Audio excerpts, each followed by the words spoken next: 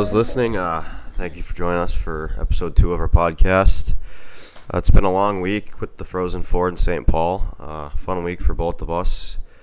But a lot to talk about today. We can talk about the Frozen Four, Hobie Baker, get into the Wild a little bit as their season's coming to an end, and finally get to talk about Mathew Wood as he committed a day after we recorded. And then we'll get into a little 3 questions that we've come up with to help you guys get to know us a little better. And then we'll finish it off with some, again, way too early predictions for next year. But before we do that, why don't we talk about our week? Busy week in St. Paul. How about you? Big hockey week. I mean, we were busy from like Thursday up until today. It was crazy. It was a great week.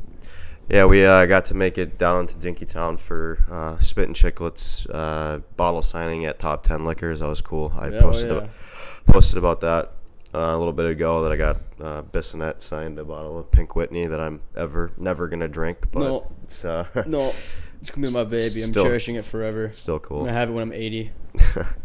All right, but other than that, I mean, Frozen 4, we went Thursday.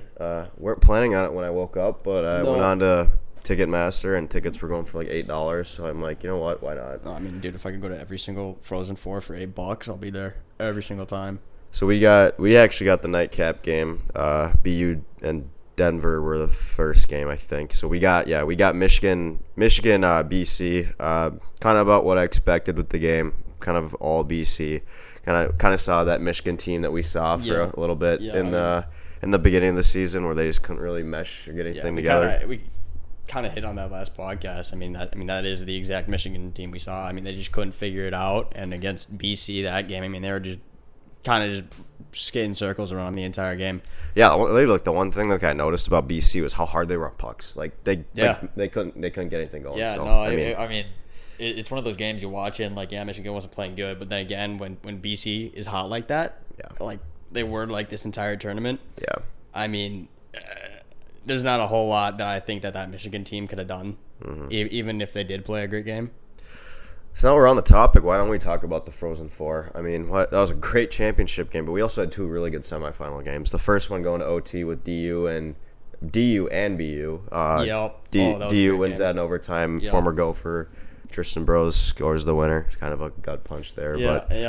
I thought that game was really competitive. You know, I picked. So I'm gonna brag about it now because I picked DU over BC in the final. Yeah, dude.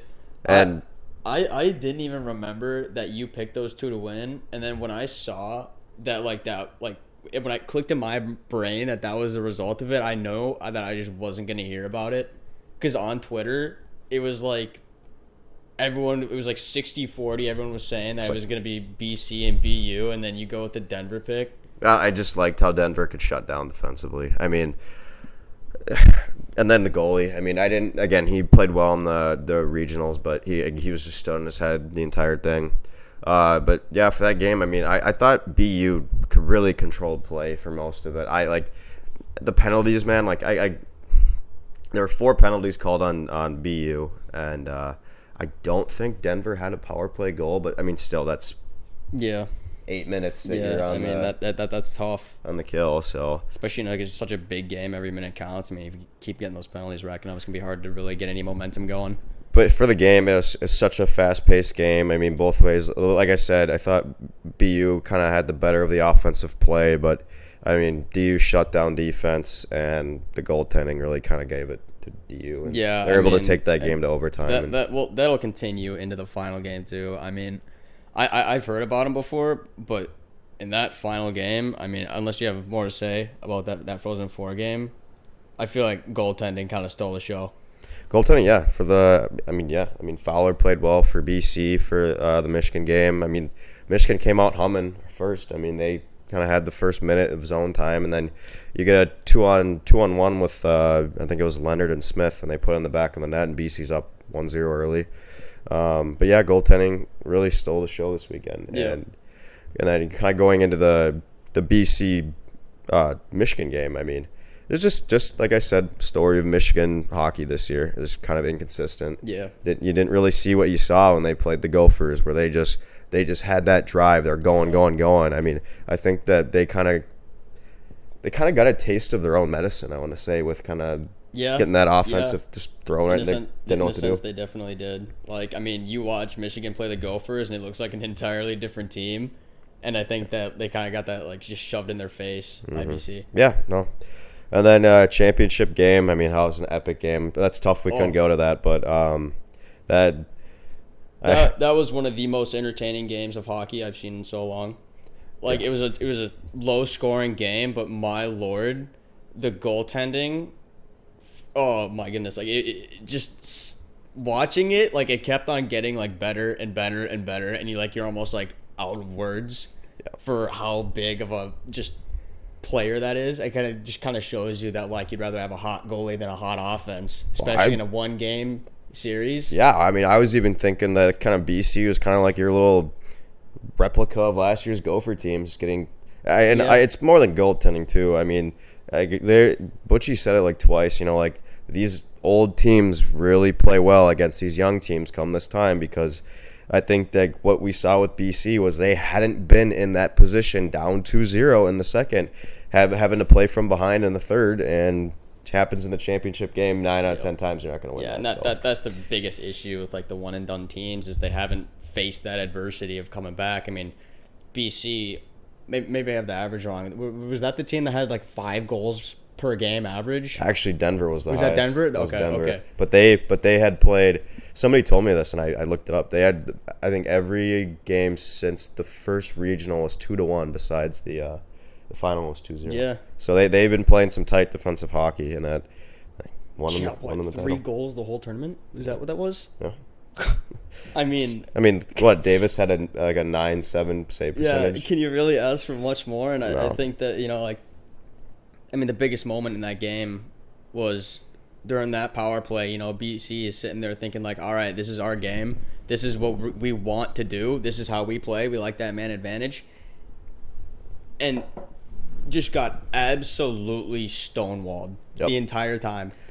And you and me look at each other watching that game, and we're like, if they kill us off after that save, like it's almost over. Yeah, and that save that oh my God, I tweeted about that the second half. I go, that's the most clutch save I've ever seen. I mean, just how he was able to even just like kind of even read Smith or Leonard actually coming on from like the left side. I mean, that's just great vision. I mean, so yeah. That's one of those plays, like even like watching from home, you can't even read it entirely, and for the goalie just to see that play develop and dive over there in that kind of a moment. I mean, as BC, what do you even do?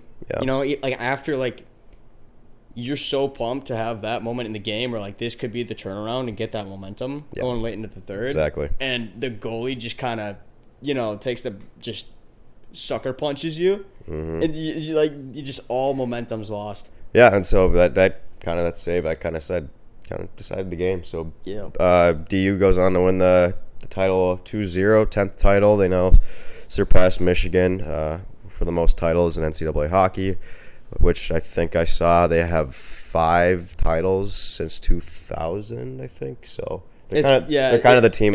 It's 4 or 5 team of the century here. Yeah, I mean they. So it's hard to. I don't know what they're doing over in Denver. I don't know what that program is about or who's making these decisions, but like, this is good buy-in. It is just unbelievable. It's good buy-in. So yeah, Frozen Four was fun. Weather was great for the Frozen Four. Actually, I know somebody tweeted that it was like the second warmest Frozen Four besides last year. Like, yeah, I think it was like 83 degrees. It's just at Puck a Drop. great weekend. Yeah, I mean. And then, for those of you who like made it down to Mini, it was just like a beautiful night. It was like, you know, it's very rare when you get the Frozen Four in your city, and especially in Minneapolis, it's in Minnesota, that warm where hockey's bumping and the weather's nice. It's like a dream come true. We didn't even get fucking ice this year, so I mean, I guess not too surprised that we had a warm Frozen Four, but. Besides the point, then we kind of talk about the Hobie Baker a little bit. So Celebrini wins. I don't think that really surprises anybody. No. I did kind of think it was a little bit of a coin flip with him and Gauthier, which we'll talk about that stupid comment he made before the game. That has been in the back of my mind literally all day, and it's just kind of simmering. I'm just kind of it's bugging me on another level. But yeah, he makes a stupid comment before the championship game, and I mean, like, they're just not letting him hear the end of it. So, anyways, Celebrini wins the Hobie Baker. I think it was Jackson Blake was kind of the third guy. I didn't really think he had a chance to win it. Obviously, great player. He's, I think, expected to sign here pretty soon with the Carolina Hurricanes, but we'll see. Gauthier signed with the Ducks today, so that kind of narrows down my question if I thought any of the three would be back next year. I think if anybody on that list is going to be back, I think it's Celebrini. I think a 17-year-old kid, I mean, but on the other end, he's playing with guys much older than him and pretty much ran the league as a 17-year-old. I mean, I'm not sure you have much more to prove, but we'll see how he gets drafted. I think it's either going to be Sharks or Blackhawks. So, and I think that will be a major factor in the BC kid line too with what Leonard does, because I think Capitals are on the edge of a playoff spot right now. So we'll see if they try to home him in here pretty soon. I know I tweeted out that he had said something after the game in the presser saying like we're going to be hungry for next year.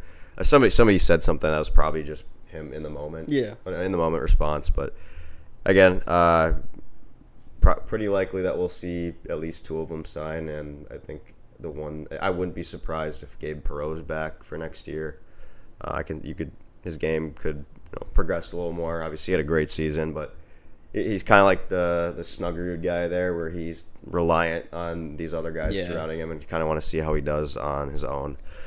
And before they like announced who Hobie was, you and me were talking about it. And it was either like between us at least. I think the main two was Gauthier and Celebrini. And I think the biggest point there is that like if you look at it, I mean he's a 17-year-old kid like you said, but I also don't think BU makes it there without Celebrini. Yeah. However, I do think that BC has as deep of a run without Gauthier. Yeah, yeah, exactly. I think that kid line really kind of carried them a lot of the way, especially with the power play. I mean, they I think had the most power play goals in the country, and the majority of their goals were actually scored on the power play. So, again, having that much talent when you're a man up is definitely gonna raise your goals per game average. Yeah, so, for sure. The Hobie Baker kind of. Again, as we expected, it would be Celebrini. I guess we can get into a little bit of talk about the Wild now. Their season comes to an end the end of next week. They have their last two games, Seattle and the Kings. They called up a couple guys that got Wallstedt up now playing, and Ogren from Sweden. Ogren actually had his first goal yesterday in San Jose. Beautiful backhand into the net. Beats the goalie. Wild wins 6-2. I haven't followed the Wild much this year, just with go for hockey being so big this year. I get they have one more year of they're kind of in cap hell, you could put lack of better terms. That's the big thing. I mean, I'm a huge Wild fan. I always love the Wild. It's just like at least this year, I definitely followed them a lot more last year. This year, it just kind of felt like one of those years where we were struggling a lot at the start. And it's just so hard to expect a team to really make a deep run in the playoffs when you're down like $15 million in dead cap or whatever it is. Yep. I mean, especially in this year, I mean, the MVP race alone has like 5 guys in it who are just having breakout years. Yeah. I mean, we got Mathews now at 69 goals, just absolutely insane. McKinnon's playing some of the best hockey of his life. Best in his life. Yeah. And just the Wild, like it'd be cool, I love NHL playoff games and it's great, like just for the city and stuff. But this Wild team currently, they weren't really gonna do much. No. And it is kind of hard to watch a team, especially like when you kind of just know that you're struggling with a lot of things that are out of their control. And I had I've seen a couple tweets. I mainly kind of follow everything on Twitter or X or whatever. But a lot of people are like, why don't they just, bottom out? Like, they just, keep middling out and getting all these, 12th, 11th, 10th numbered picks. And I'm like, you know what? I think that what Guerin's doing now is he's bringing the young guys up, letting them get some playing time. They're not going to make the playoffs. I like it for next year, too. I mean, they're not going to be a competitor next year. I like them just letting the kids play. I mean, I don't think you should implement a losing attitude into a team that's trying to develop all these kids, because I mean, you got Nadinov, I think's his name. It's like I don't even know how to fucking pronounce it. But he's gonna be a great player. You have Kaprizov, he's kind of getting into he's in his prime now. You have Boldy, you have Ogren, you have Wallstedt, you have all these guys coming up. You have Haight too, like led. I don't know what league he was in points. I mean, he was fucking outrageous. Yeah. But and he's gonna be good. So I'd like to see them bring up some young guys next year. I mean. Let them play. Let them get used to the climate. Because I mean, rather like it was like when they threw in Wallstedt in that Dallas game. I was like, that was the stupidest thing. You could have done. I mean, why would you have him kind of hanging out to dry? Hang him out to dry against a team that's probably going to win the Stanley Cup. They're just loaded 4 lines. Like I just thought that was a dumb move. So I like what they're doing now. They put him in end of the season. There's nothing to play for. Get him acclimated. Well, I will say though, like next year, I'm amped to watch Wallstedt play. Yep. Just from like what I've seen in highlights and just his stat record. Yep. I think he could be an absolutely absurd goalie. Yeah, and how I think tall is he? He's a big guy, right? I say he's like 6'5". Yeah, he's a big boy. He's one of those big goalies. Yeah. But yeah, we'll be curious to see what they do. I think they'll probably get rid of Gustafsson in the offseason. Terrible, really just a terrible year for him. I think Fleury was solid pretty much throughout the year. Kind of got the job done, but you're definitely going to rely more on your young guys next year, which will be nice. Same note as the NHL. Coyotes relocating to Salt Lake City. I mean, it kind of like for me at least, it just kind of came out of nowhere. But then again, it didn't. No. I mean, we've been watching this story play out for like the last 2 years now. So whatever it's been. So what I know what happened is that when they originally put in the request to build in Tempe and it was shut down, I think Bettman went to Morello, the owner of the Coyotes, and was like, if you don't really have anything by January 1st, I think, you probably start thinking about moving. And what happened was they found this piece of land in North Scottsdale, and there's an auction that's supposed to take place in June. And I don't know how many people would be bidding on it, but basically they would have to win the auction. And I think the NHL kind of saw it as it's too far out. It's uncertain. We want to plan. There's an entertainment group out in Salt Lake City that is great. Is going to be great for hockey.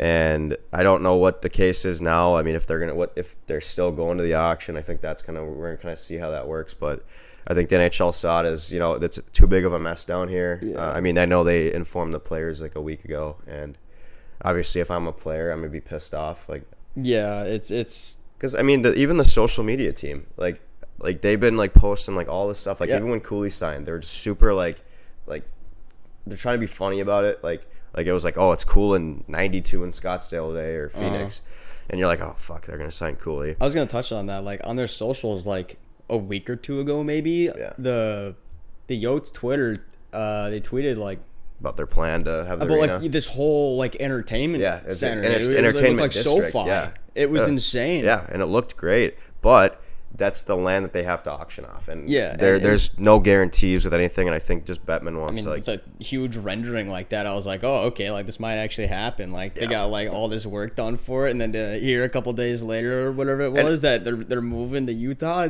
it just kind of took me off guard. And I'll admit, it ultimately sucks because I love the idea of having hockey in the desert. I know with ASU going to be a rising program here soon, but and Arizona State can monopolize the Arizona market for now with hockey. Yeah, so I mean, I do understand the NHL's point, though. I mean, you got these guys making millions of dollars playing at the highest, most elite level of hockey, and you're going to a college barn. It's not a good look. Yeah, no, it's not. And, regardless of what some people may think of it, imagine Logan Cooley. He goes from playing at Mariucci. Playing a place that's one of the best rinks in college hockey, and then he goes to the pros and he's playing at a shittier rink.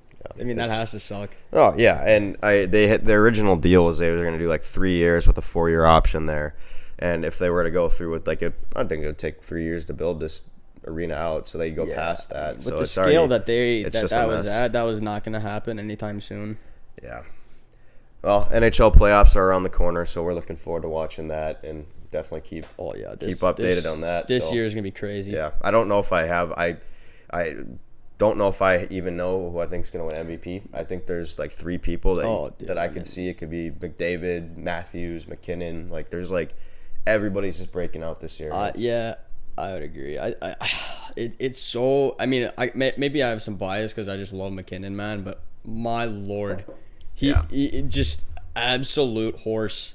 My hot take is he's on the same level as McDavid, and I think he is as well. That's kind of like my whole thing. I think that McKinnon ain't scared to get into the he's not scared to throw his body around. He'll crash the net. Whereas I think McDavid's kind of looking for that more like analytical setup. Whereas McKinnon's just got that absolute insane speed. And he's a bigger guy too. Yeah, so no, he can and I did notice people. that when I was watching, because I don't watch a bunch of I only see Colorado when they play us. I don't really watch the other broadcasts. But I was like, yeah, he's a big kid too. Yeah. Like, my God, like he's at least like 6'2". I mean, yeah, I'd have to look it up. And he's built too. Yeah, and he's built. I recently watched like the Avs Wild game where they won like 5-2. Yeah, McKinnon got a hat trick, but my Lord, I swear to God, he could have had 5 goals that game. Yeah, like you're watching him and you're like, who are the Avalanche playing right now? If it kind of sucks, but my Lord, that guy is so nuts. Yeah, so. We'll can the NHL talk for now. We'll actually finally get into our Mathew Wood bit, so we're kind of excited about this. Yeah. I was stupid enough to tweet out like the day before he signed that I was going to North Dakota. I literally said that with no merit. I just somebody your, was your Minnesotan instinct that he's not coming here. Well, because like people were posting like he's following like 3 North Dakota guys like in the last like 3 days. And I'm like, well, that sucks because he's not following any Gophers. But I see, like, the Gophers follow him, but that could just be, like, a recruiting ruse, whatever. So I post out on X. I'm like, yeah, I'm calling it right now. He's going to North Dakota. And, like, all these accounts are reposting. And just, I think one of the North Dakota guys, I think Gage Osmus is his name. He won a national championship there in 2016. He posted it. And he was kind of, like, trolling the Gopher fans with, like, the GIFs. Yeah. And, like, I think 2 hours later, they announced that Wood's actually going to Minnesota, and I just went over there and I was like, dude, I'm equally as like embarrassed as you right now because he posted that fucking that meme of Dwight in the car, or that was Jim from The Office in the car. That was funny. Yeah, no, so that's cool. Gophers get him. He comes from Yukon. He was a member of the Canadian World Junior team last year. Played with Bedard, Fantilli, all those guys. No. Fantilli was the year before. Bedard. Yeah. Fantilli was the year before. That was being dumb. Big kid. I think he's 6'4". I think immediately what I saw is I think he's going to be a great replacement for Nelson, because Nelson was a 6'5" kid. Yeah. And the Gophers need that size, because I don't know I know Aries, a taller goalie, but I don't know if they have any forwards that are like extraordinarily tall. A lot of these like high skill guys, they're all like that kind of like 6'1", 5'11" to 6'2" range. Like they're not really like as big.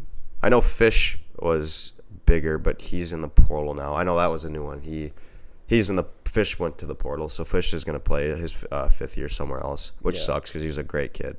I think we talked about this like a little bit on the last pod, that like the Gophers just having like, maybe like 2 or 3 bigger guys just to like, get a body in front. Yeah, could just be huge, and for that to be in the form of Mathew Wood is like, it's first round talent. I mean, I think it's just you're gonna get a more talented Jackson Nelson out of him. I mean, just a big, great shot. I mean, because Nelson's shot towards the end of the season where he had a.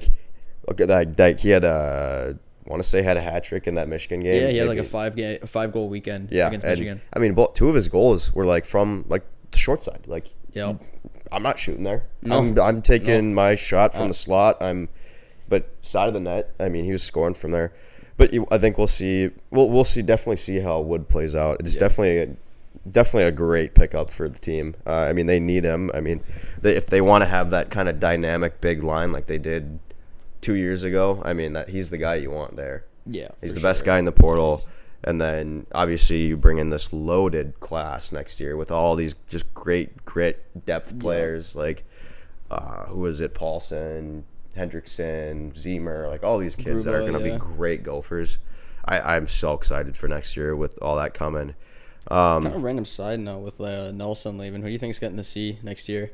It's so hard to know, like, without seeing the locker room and stuff like that. Depends who comes back. I think if Kester comes back, Kester gets to see. If Kester doesn't come back and Nevers comes back, I think Nevers gets to see. Yeah, I can see that. And if they both come back, they'll both get letters. So yeah, that's true. Again, I again, like, the captain thing for me is, like, I want the guy who's the most vocal in the locker room. Like, Faber was just, like, super vocal. Again, I don't know how Nelson was. I'm sure I've heard nothing but positive And the guys things just about who him. can step up. You know, I mean, we saw Nelson. You know, he's kind of a little bit quieter throughout the season, but then, like, in those last series, he just kind of took off. I mean, that's what you got to see. But, I mean, he was also, I think, 24, 25 years old. So I mean, it's so maybe he a had little that bit harder experience to to know, like, how to act and how to play in those moments. Yeah. On the same topic of new players, we got a question last week from Twitter account Norwegian Gopher. He asked us, why do we think the Gophers don't get as much talent from northern Minnesota? And he asked, is it because UMD, UND, and Bemidji State have easier access, or has the U stopped trying? So I'll answer this one. I looked into it, and I found that within the Motzko era, Blake McLaughlin and Aaron Huglin are actually the only, like, northern guys we've had. And then we had one guy that I found from the Lucier era from Grand Rapids. His name was Kurt Simonson. I wasn't big into the Gophers at this time. I wasn't following as actively as I am now. I think there's a lot of ways you can approach this question. I don't think it's that they don't go up there and try. I don't think that's it at all. I look at it as like a legacy thing. Like, for me, like, look at me like a Twin Cities kid. Like, Snuggerud, like, from Chaska. Closest school to him is the University of Minnesota. You got all the your dad's a Gopher. Yeah. Up there, I mean, they're all in the woods. You know, they want to go to those, like, smaller schools. They don't want to come to the city type deal. No, I don't think it's that. I think it's that there's just it's hard to answer. I think that, like, for me, say I was a kid, like, I want to go play for the Gophers. Yeah. Like, I don't. I mean, yeah, as a kid, I mean, you're most likely gonna be a fan of, like, the closest college, you know, because family members or whatever went there, and you're gonna be living close. Yeah. So I just think that, like, you know, wherever you grow up, I mean, you feel like as a kid, whatever team you watch is the team that, you know, you kind of dream of playing for. And I think that goes into the Canadian part too. Is I think UMD is really close to Canada, so it's not terribly hard to go up and recruit and see these guys in person. Yeah. I think that's a. Again, I don't like this. I try to answer this question the best I can. Oh yeah, this is a complete, like, it's loaded kind of. Yeah, it's like I'm just like a shot in the dark. You know, it's almost impossible to know. But then again, what factors into a kid coming from the northern Minnesota to the U? Like, why did Huglin choose? You ask anybody, like, why you coming to the Gopher? It's either because I've been a fan my entire life, or it's a good program and I wanted to always play there. You know, I mean, and then or you see, or the coaching too. I know that a lot of people have so much respect for, like, Ben Gordon too. He's the guy who does the recruiting. I don't know. It's also like the education piece too of it. Yeah, but again, some of these guys aren't looking. But yeah, I mean, for the NHLers, yeah, of course not. But that for, like, the 5-year guys, 4-year guys. Again, we won't have 5-year guys after this year, so 4-year guys, education probably comes into it. But I think that for the 2-year guys, I don't know if you're going to pull a 2-year guy out of the northern Minnesota. I mean, at least from what I've seen.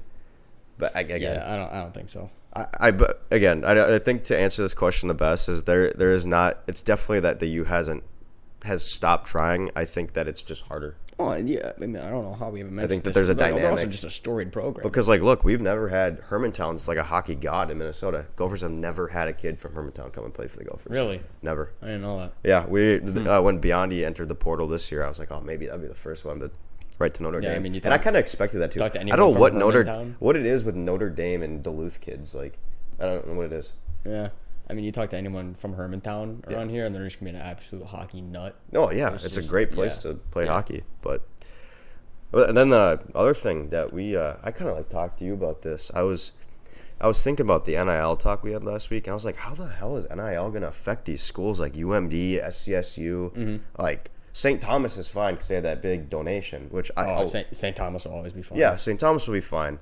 But, like, St. Cloud State, who's already in hot water with their program, but UMD, like, hockey royalty, basically. Like, they've been around. They have natties. But how is this going to affect them? Because if money's really going to come into play like this, like, how do you compete? I mean, what's going to happen? We kind of touched on that last time. It's just, you know, I mean, especially as a young kid, man. I mean, you're staring dollar bills. It's tough. It's tough. I mean, if you're gonna, you know, weigh two options, I mean, I feel like at some point that has to come into it.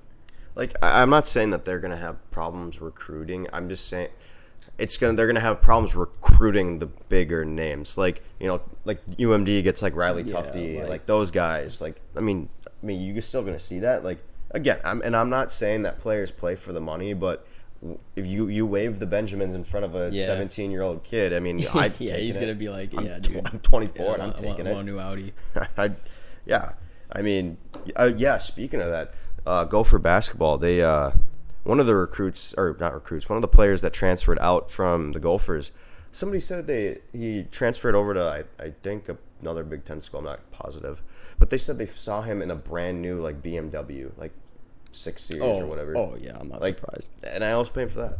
And well, you never know. There's some wealthy families, but I don't know how much NIL is really paying. It's probably more than you think. It's in its baby stages right now, and it's gonna affect. It's always gonna affect football a lot more, I think. Yeah. Because college football is such a juggernaut of a sport. I mean, same with basketball. I think college hockey, it's gonna have a similar effect, but I don't know if it's gonna be as drastic. It's gonna be a similar effect, just on a smaller scale. On a small, yeah. I like because we saw it with Eiserman. We saw it with Eiserman. That was a complete money move. I think. Again, I mean, obviously, like the staying home fact, like we saw it with Faber. Faber, like originally committed to Notre Dame, went and played at the program for a year, and was like, "Yeah, I don't like being away from home," so he went back and committed to Gophers. And maybe that is because win games too. Because Boston's his hometown. So I again, reckless speculation, but still, I don't know. I'm curious to see what NIL does with the smaller schools. I hope they don't, because I kind of love the in-state rivalries that we have. Yeah, there's nothing more fun. Yeah, I mean, those games Mankato being competitive. Crazy. Like when Mankato was competitive for like 7 straight years. Yeah. Again, we didn't see them for like 4 of them because we left the WCHA. But you kind of like started building them back in your schedules. Oh, and then Hastings leaves, and now they're rebuilding again, and now NIL comes in. Like, how are you gonna grow? Like they kind of got the double punch there. Yeah. I'm not saying NIL has any effect on what's going on now. No, but I'm saying in the future. There's no way it helps. No, it doesn't. And because recruiting as it is already tough, especially for small town schools like that.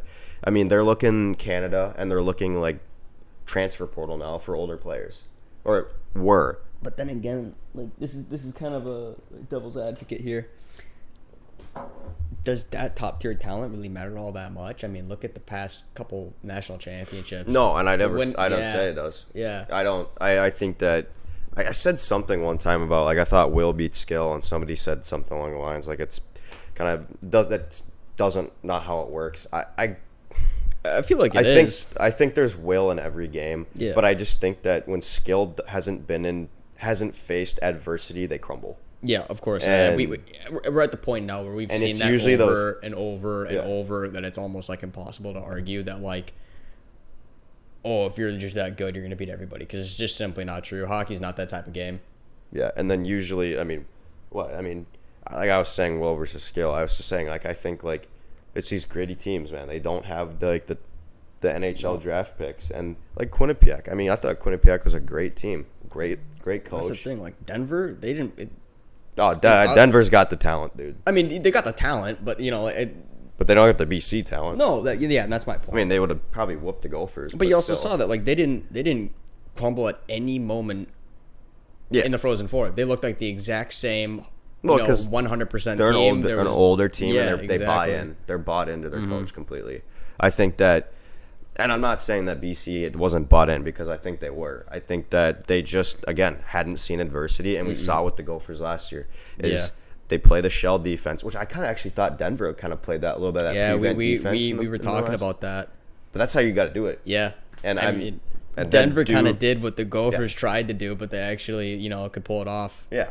But then again, I mean, you got to get the guys that are going to buy. Yeah, I mean, when you get a goaltender that hot, and your team already has a hot goalie, great defensive scheme. I mean, that's when you can play and you can put pucks in the net too. I mean, they led the nation in goals. Oh, they got all the scoring power. I know. I mean, but it didn't come out though in the no, it didn't. And I think in a game like that, I don't think that game was ever going to be high scoring. No, I think that was a really good offensive team going up against kind of both teams. I mean, both their goals though were just. They're good. Yeah, that upper left, it was upper left glove? Yeah. Yeah, just off the bar, off the back, and in, and same spot both times. Well, the second one was a fantastic pass by the Booyam kid. But no, I was saying to like somebody, I go, you know what BC's doing wrong here is they're just still looking for the perfect play. Yeah. Where Denver's just chucking pucks on net, trying to get that filthy rebound, and like I wish the Gophers would like kind of focus more on that. And sometimes. the craziest don't part, look for the best play. Yeah, is BC got the perfect play, and it robbed. still wouldn't go. Still would not robbed. go. So then you're like, well, what do we do What now? the hell are we supposed to do, man? You were gonna beat Davis on a rebound in front. I mean, that's how they were gonna do it, and they kept cross going crease for one-timers. I guess don't work anymore. I don't know. So you gotta just figure something absolutely else out. ridiculous goaltending performance. So our next bit is a fun one. We are gonna do all 3 questions, and Oh boy. I'll start it out. I'll ask Jack the questions here first. Then I'll let him ask me. But I want to ask you, what do you think the best restaurant before a Gopher game is? Restaurant or bar? Oh, bar. KK. KK. KK, Yeah. 100%. I mean, crowd's a little bit older. You're not getting all the little 20-year-olds with fakes running in there screaming their heads off. Yeah. It's an older crowd. You get some alums in there. It's super fun. Yeah. It's just a great sports environment. They also do a really good job before, marketing. during, after the game. I mean, especially now. I mean, their balcony just opened up. It's a beautiful place to be. It's just super nice. All right. Go-to pregame drink. Oh, dude. I mean, I got a lot. I switch it up. Pre-game drink. I mean, I like ginger ale and vodka. Oh, I think it's slept on. No, dude, it's slept on. I think it's actually fantastic. Oh, God. I don't even want to think about I mean, for liquor hockey, right though, now. like, I'm not about drinking old-fashioned before I go to a hockey game, yeah. but that's just me. Yeah. Like if I'm at a restaurant. Yeah, I'll have a Sitting in Manhattan. there. I love all those drinks, but I mean, for hockey, I mean, yeah, I think I like the ginger ale and vodka beforehand, and then when I'm in there, I always bring, you know what? I hate Fireball, but at hockey games, it tastes different. All right, and the last one, favorite Gopher game that you've been to?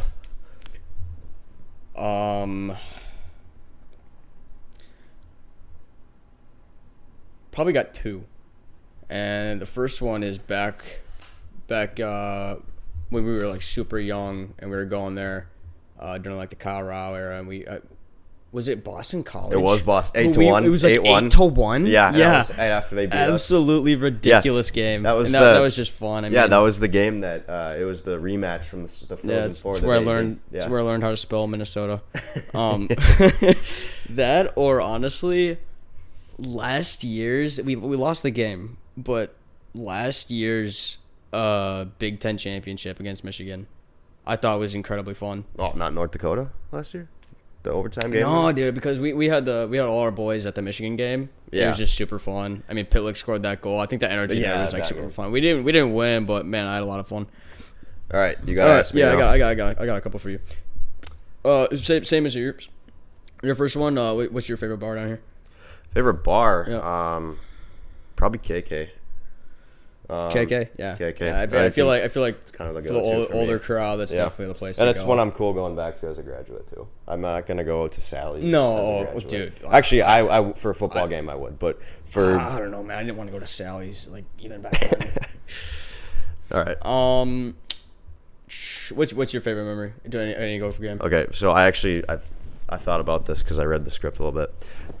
This is just like one of the funniest hockey stories I think I have, and it's when it was the first Big Ten championship game against Michigan, and I remember I was in This was the one we lost when they had all like Michigan had like Beniers. Is that power and Yeah. stuff? Yeah, okay. So I was in my room, and our 2 other roommates at the time, just like most like not into sports guys you've ever met, they like come in, they're like, "Hey, you like heard that there's a game this week for Gopher hockey?" I go, "Yeah."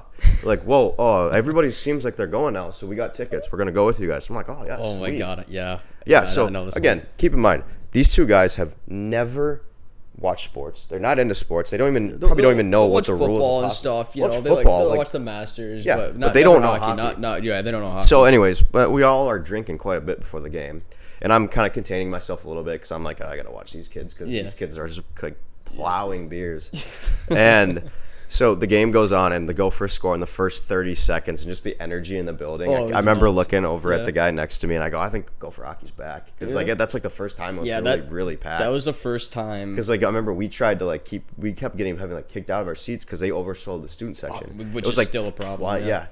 That's crazy. So anyways, the game's going on, super into it. And we're continuing to drink, we're buying beers.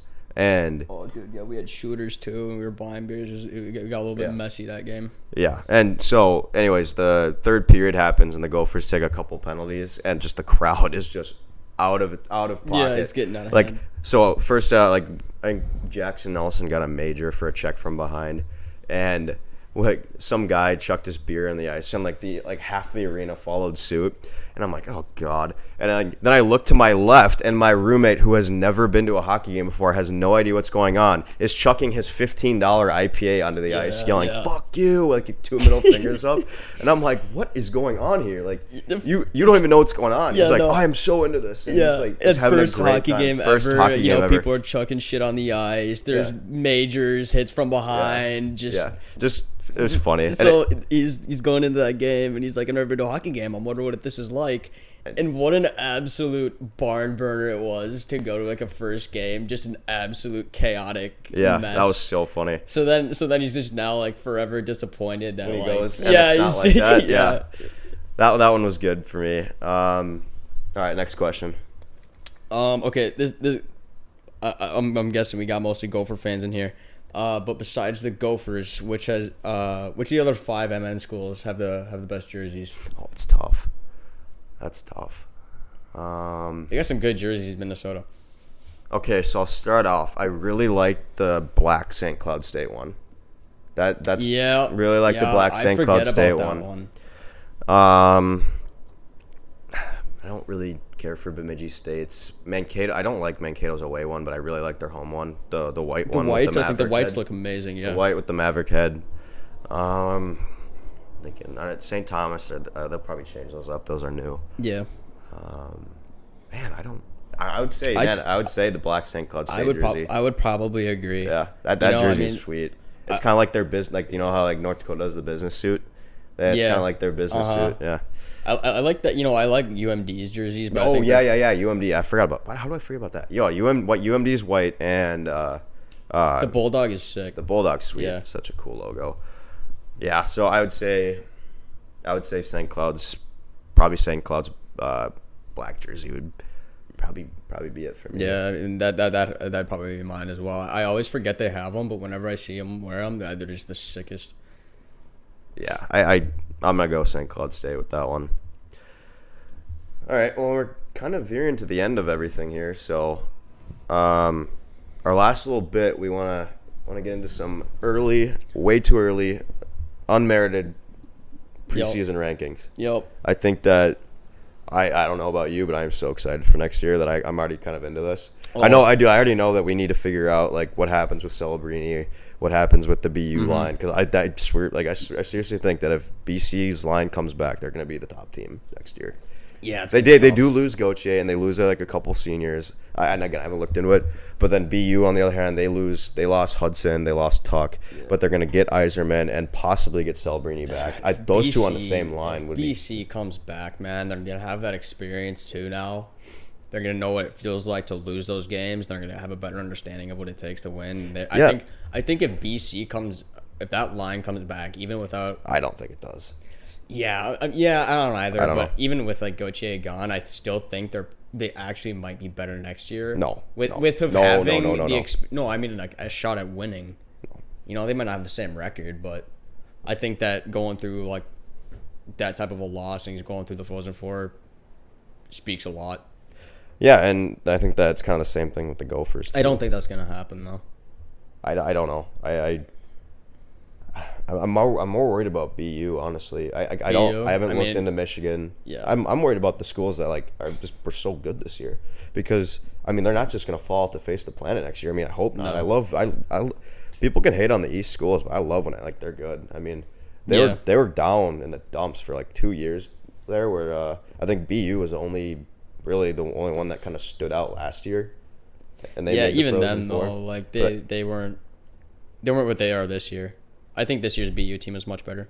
Oh yeah, easily. Celebrini can make a team that much better. Yeah. But again, I kind of want to look at how the Minnesota teams will rank next year because it's like UMD's got a big class coming in. St. Thomas is starting to like kind of put the pieces together. Bias aside, even on paper, I mean, gotta have the Gophers. Yeah, no, I'll have the Gophers as one. But as far as the other schools, I mean, it's kind of. I think St. Thomas probably surprised me the most, easily. Actually, I mean, we went to that game and I'm like, oh yeah. Look at all these rookies. They've never played hockey in their life. That's never the case. Well, no, I know. But like, I'm going into that game thinking, they're a brand new team, a whole new squad. I'm not thinking that they're gonna, really stick it to us. But they were dang good, and especially after playing the whole season, I think they're gonna be even better next year. So yeah, I'll go Minnesota at 1. I'm torn between my 2 pick. I got UMD and St. Thomas as my 2 pick. I don't know the current state of UMD. I don't really know what they're looking like. I mean, they got a great coach, and they have a great recruiting class coming in next year. They have the kid from Ore Road, I think. I don't know. I haven't looked that much. I would love to see UMD do good, though. Yeah, those UMD Gopher games are always super fun. I don't think they play next year. I think I heard that it's Mankato next year. Is it? Oh, okay. I think I heard it's a home and home. Oh no, they do play. They play at Duluth 2 games. That's right. I'm being dumb. That's like one of the games that's actually like already out like for the schedule. Oh, sweet. Okay. So yeah, the schedule from what I saw is Air Force is the first game, and then they play the winner of UMass Omaha and like some tournament out in Vegas that I might actually try to go to. Anyways, back to. Yeah, no, I think it's Mankato next year because I know it's not St. Cloud. I know they're kind of veering away from that. Yeah, and I think that someone said that I think it had something to do with Motzko going back to St. Cloud because of his kid, losing his kid. Oh, that's kind of where they grew up. And but yeah, I'll go. I think I'm gonna go with St. Thomas. I am. St. Thomas too. St. Thomas too. I'll go UMD 3 then. Now this is where I get a little confused because I think Bemidji State will obviously clearly be 6. Because they lose pole camp and kind of they lose a bunch of guys. I think Mankato and St. Cloud State are kind of my 4 or 5. I want to give St. Cloud State the edge because they just have a great coach and they kind of seem to figure things out. Yeah. Mankato, I think, is a year or 2 away from really kind of reestablishing themselves. Yeah, and I think that's to be expected. I think I mean they lost like so many people, like just through Hastings. I mean, their entire lost their entire coaching staff. Their whole team pretty much got uprooted. Yeah, and they didn't lose their whole team, but they lost a lot of key players like Cilia and then a whole new squad though. Sometimes it sucks, especially with how good and how successful they were the couple past few years, with making it to like the NCAA tournament. Or even the national championship. Yeah. Oh, that's right, against Denver. I forgot. I know. That pissed me off. Yeah, I think though, like a fresh start for them could be a good thing, but it's also a tough process. Yeah, so I'll put. I think I'm just gonna put SCSU at 4. I know they lost quite a few key players, and then, but I was talking to that guy that runs the page, and he is pretty optimistic about them for next year. So I'll take his word on that. I definitely got to look into them a little more. I'll go St. Cloud State 4, 5 Mankato, 6 Bemidji State. So the list looks Minnesota 1, St. Thomas 2, UMD 3, St. Cloud State 4, Mankato 5, Bemidji State 6. Yeah, I'm cool with that list. And obviously things could change. So. And the bottom ones, they could mix around a little bit, but I think it's definitely Bemidji State could surprise me. Yeah, and I think Minnesota, St. Cloud, or St. Thomas are definitely top 2, 100%. Yeah, and I actually think that I'm pretty confident. I think that 2, 3, and 4, 5 are really switch ups. I think I can see them either way, but I'm really confident that's going to look kind of something like that.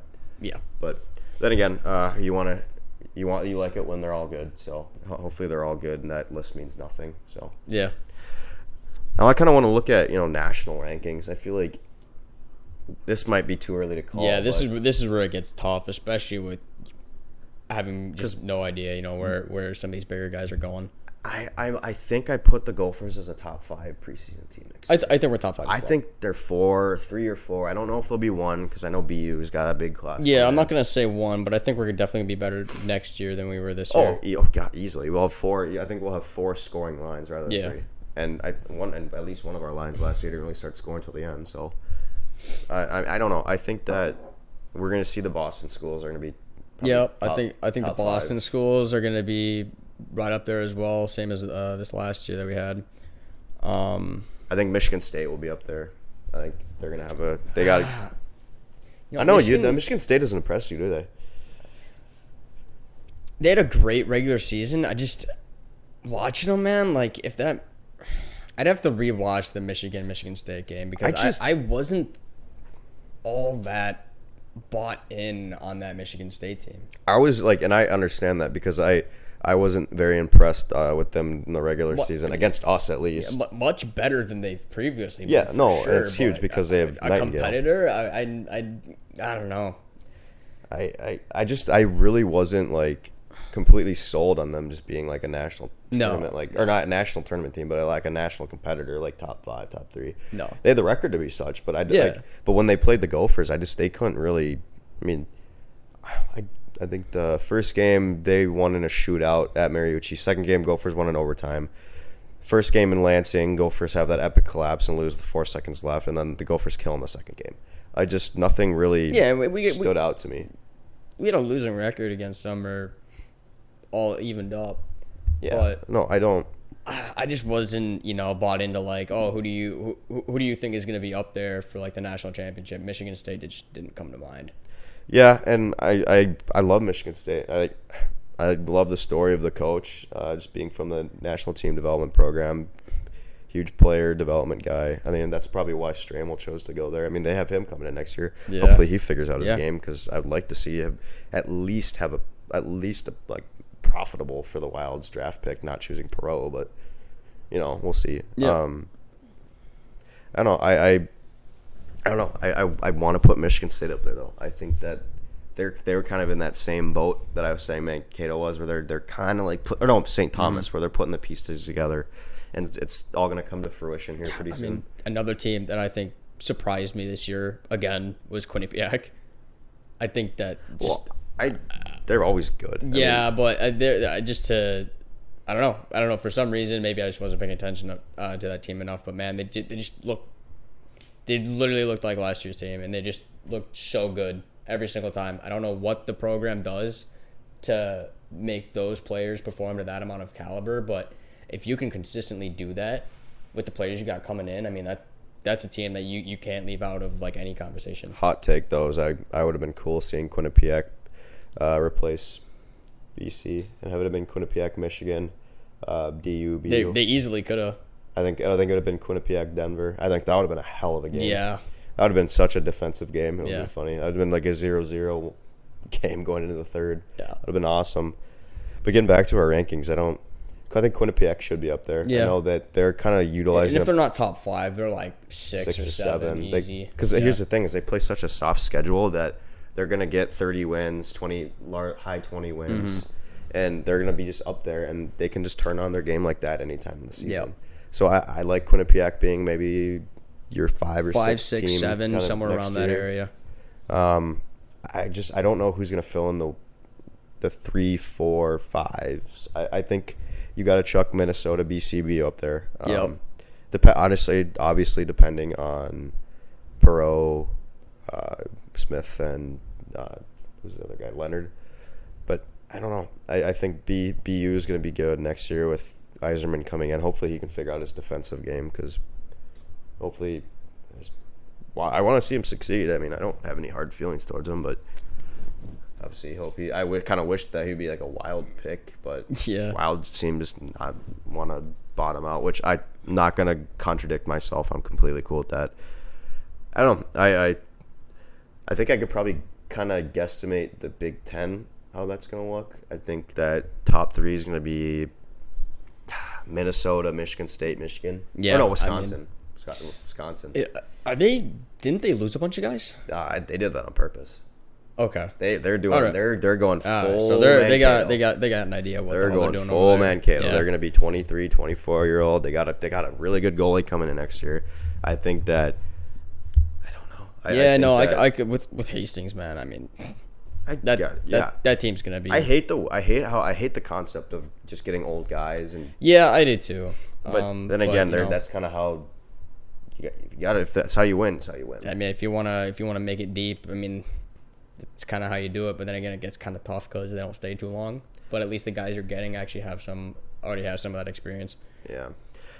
Yes, I don't know. I would go probably 1 Michigan State or Minnesota, 2 I'm gonna be a homer here. I'm gonna go 1 Minnesota, 2 Michigan State, 3 Wisconsin. I want to see Ohio State have a bounce back year, but I think it's gonna be 4 is gonna be Michigan. Yep. 5 is gonna be Notre Dame. I think it's gonna be similar. Yeah, it's gonna be Penn State. Ohio State, and I don't know. We finally didn't get Minnesota Michigan in the final, but we did get it in the semifinal. But man, I don't know. Michigan seems to reload, and if they keep, see, they're gonna have to replace a couple guys. I know Casey or who was it? Nazar. Nazar's gone. Obviously had his first goal on his first shot today. I mean that Blackhawks team in a couple of years could be, Yeah. That's definitely something to watch. As a Wild fan, it could just be like the Kane days all over again. Kane, Taves. Yeah, the days of old Yeah. where we could not beat the Hawks. Yeah. Well, I think that's going to wrap us up for today. A little bit shorter than last time, but we definitely enjoyed giving you guys our thoughts, and look forward to seeing you guys next week. Sweet. Yep. See ya. Later.